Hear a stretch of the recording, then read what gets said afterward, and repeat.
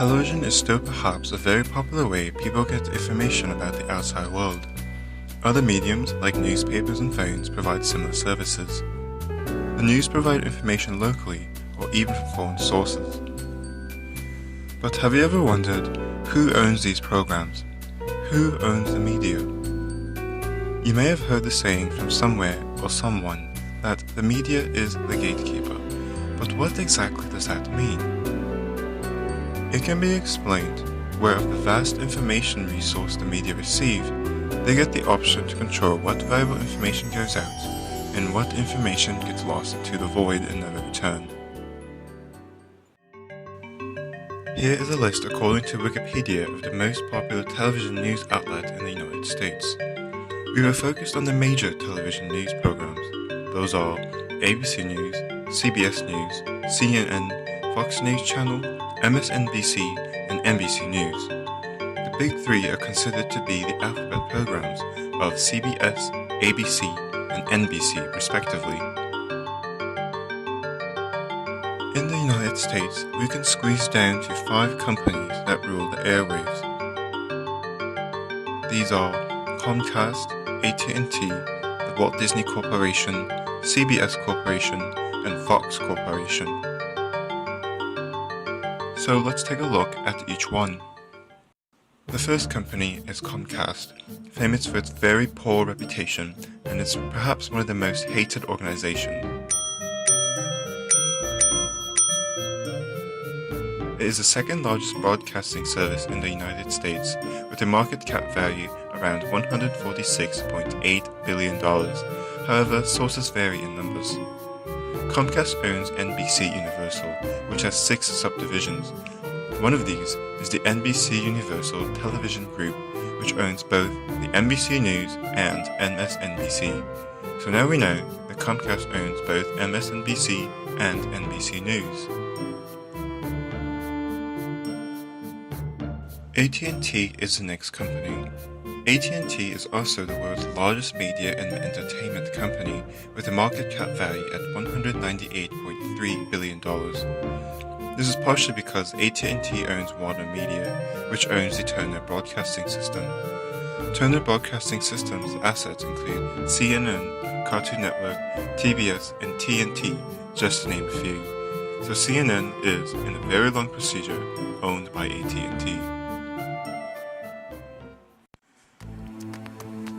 Today's Fox is known as Fox Corporation, or at the time, New Fox, because of a company spin-off that happened.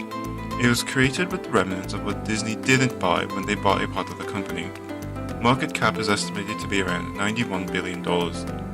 The Fox Corporation owns Fox News, although it is interesting to note that Fox News does not air any regular national news program like the Big Three. Instead, most Fox News programs are localized, and national news are broadcasted accordingly. So Fox 40 in Sacramento and Fox 10 in Phoenix can broadcast the same national news quite differently. The Walt Disney Company is most known for their Mickey Mouse franchise, but they own quite a few assets outside and are also worth a lot. Market cap is around $165.6 billion, and it also looks like that some individuals are not quite pleased with the organization. Disney owns and operates ABC News through the American Broadcasting Company. Disney also holds joint ownership of ESPN Incorporated with Hearst Communication. So next time you're watching ABC News, you can let the fact that Mickey Mouse controls ABC sink in, and probably envision a few angry Star Wars fans around it. CBS Corporation is the smallest of the list and is the 5th largest entertainment company. Market cap is just shy of $19 billion. They used to be known as Viacom, but Viacom wasn't feeling that well and it kind of fell apart. The old Viacom company renamed themselves as CBS Corporation, while the new company that spun off took the original Viacom name and the entertainment segment with them. That's a story for another time. Anyways, CBS assets consist of CBS News, which also airs famous programs like 60 Minutes and 48 Hours, and parts of the CW, which holds joint ownership by CBS and AT&T, respectively.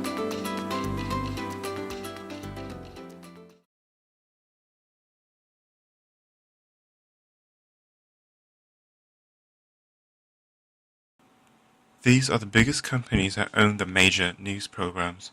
It should be noted that many of these companies also own many foreign subsidiaries as well, mainly in, but not limited to, the United Kingdom, Germany, Australia, and in Asia, like India, Hong Kong, South Korea, and Japan, which greatly expands their influences overseas.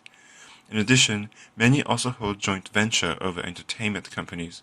Take Hulu, for example, which is a joint venture between the Walt Disney Company, 21st Century Fox, which was recently acquired by Disney, Comcast, and AT&T, respectively.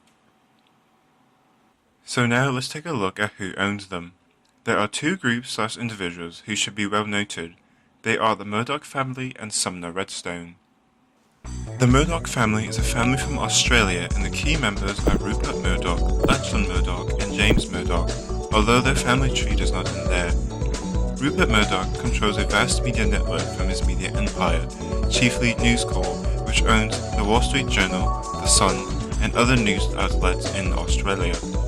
The Murdoch empire owns over 800 companies from over 50 countries.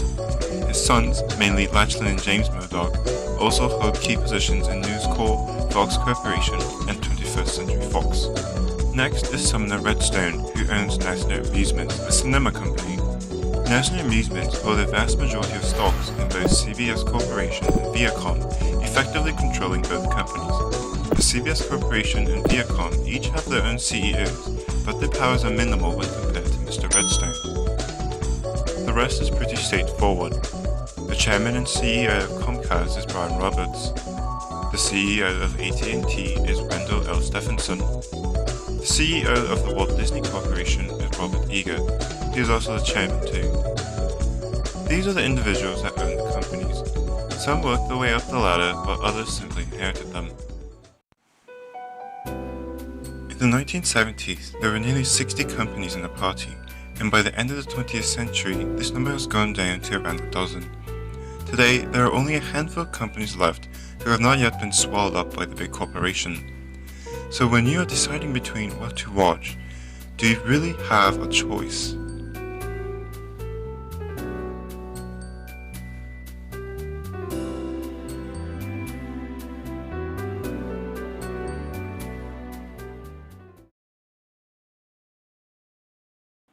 Oh, they changed it back after all.